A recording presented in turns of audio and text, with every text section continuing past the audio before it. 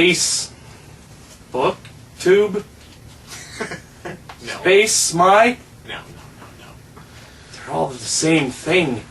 UHF on TV. Hey guys, we're back. Narcoleptic Podcast. Right now, happening right now, you are watching, which I hope is going to be more frequent. Today, we're going to be discussing a lot of cool movies. We're going to be looking at some really cool import games. We're going to be talking about some new movies that came out in the theater, and we're going to talk about the big one, Comic-Con. Comic-Con 2008. We're there every year. We see a lot of cool stuff. We see a lot of cool celebrities. Our buddy Derek, not a gamer.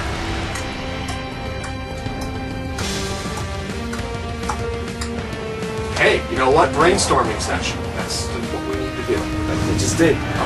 Oh, we're done. My storm's already turned into a class 1.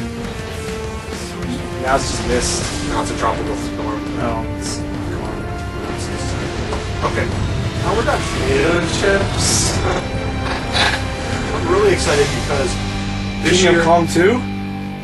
No. No King of Kong 2, although that'd be an awesome movie. No, it's not going to happen.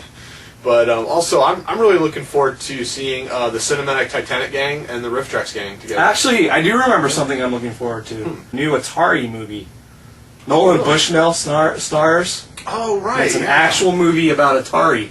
The days from when it began to what it is now and Chuck E. Cheese. That might be a lot like one of my favorite movies, Pirates of Silicon Valley. It's going to be a lot like that, except it's a comedy. Ah, so who's playing Nolan Bushnell? Himself? Nolan Bushnell. Nolan Bushnell's playing himself? Yeah. Wow. And now, ladies and gentlemen, a moment with Ken. Alright. What do you got for us today, buddy? Today I have something from the late days of the 1970s where Carpathia reigned extreme and Romans were all over the earth and DVDs came out from Japan with giant rubber suits. This is a international Japanese film of a series that came on TV in Japan and never aired here as far as I know, called Red.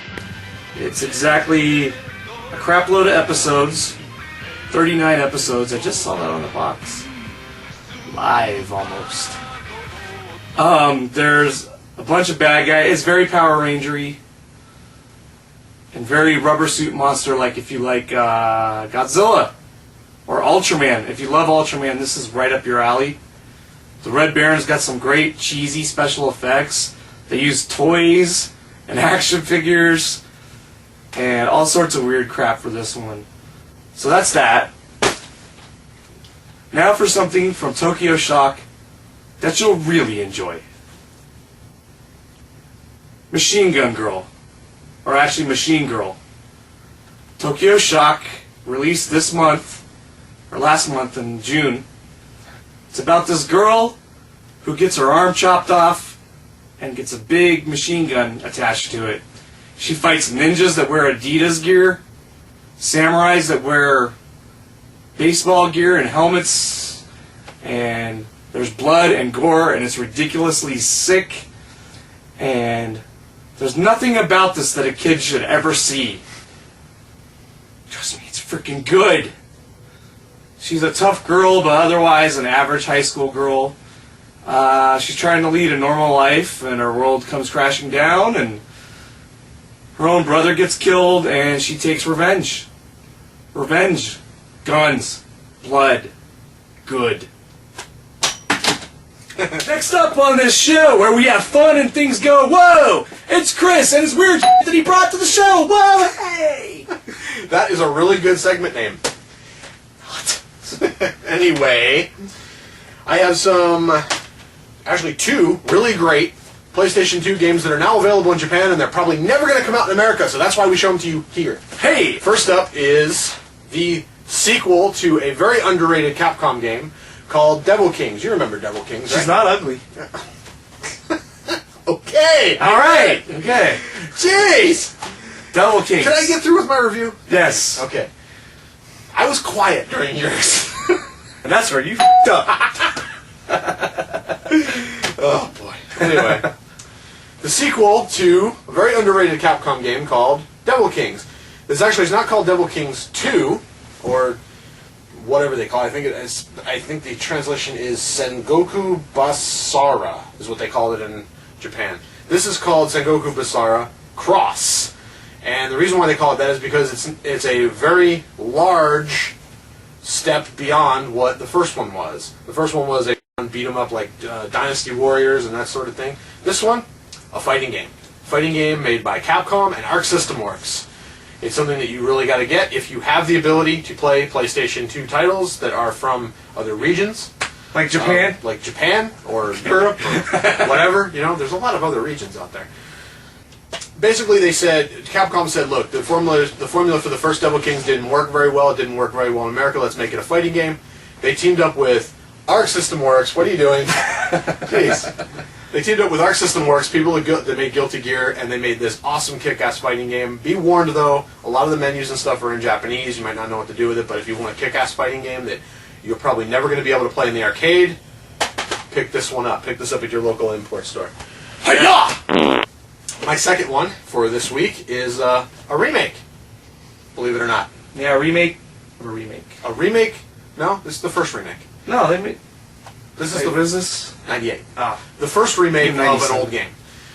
Their second remake of the series, because they did King of Fighters 94 Rebout. This is King of Fighters 98 Rebout. There you go. Now you can see it.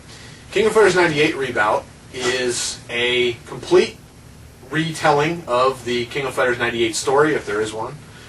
There we are. Right there. There's how it goes. That's how you do television. King of Fighters 98 for the PlayStation 2 is a complete retelling of the King of Fighters 98 story, if there is one, if you can really follow that just jargon that is the King of Fighters storyline. And they take the original game, they added 3D backgrounds like they did in the Dreamcast versions, and they add 16 new fighters that you've never seen in 98. For example, they have Mr. Big, Geese Howard, Wolfgang Krauser. You can finally use them in King of Fighters 98, not just 95. Complete rehashing of the whole control system. It's really great. Pick it up if you can find it at local import store. I highly recommend you getting this game. Only for hardcore gamers. Yeah, hardcore gamers, and never mind the strange cover that they have here. This is part of the story that they did. I don't know why they're all wearing suits and whatever, but pick this up. It's really good. If you have the capability to go online with your Japanese system, it does work online. It will allow you to do online play with that too. And that's it for the import game review for this week. What the hell? Sorry, ladies and gentlemen, we've had a little technical difficulty. Apparently Ken has changed and shapeshifted. It's a rash. Oh. It will clear up in a little bit. Do they have cream for that, or? I don't know. Probably. Maybe you need something. Maybe you need some zebra cakes. I'm just wondering. Maybe that'll help you. That's a really bad rash, man. I mean, you even changed your shirt.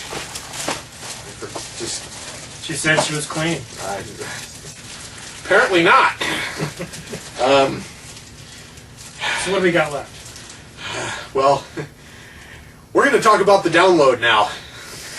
Just go to the download, please.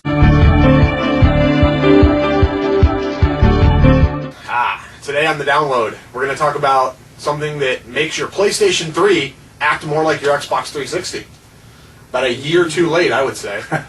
It's called firmware version 2.4, or 2.40 if you're in the group there. Basically what this does is this adds Sony's version of achievements called trophies, and they actually made little pictured trophies, which was kind of So they're ripping off Microsoft completely. Absolutely. Oh, okay. They've changed it so now you have gamer tags. Cool. You can here's another thing they took. You can actually compare games with other gamers that are in your list. Wonder where they got that idea from.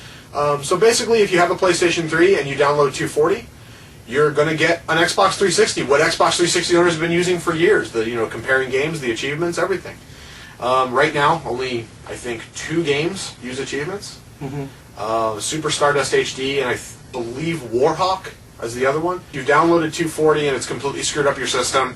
When you get it back from Sony, completely repaired and fixed, you can now download firmware 2.41, which will fix all the problems and make the little platinum trophy from a little crown to a little bigger trophy. They actually took an entire firmware release to change the picture of a trophy. There's a quicker fix. Actually, just buy an Xbox. Mm-hmm.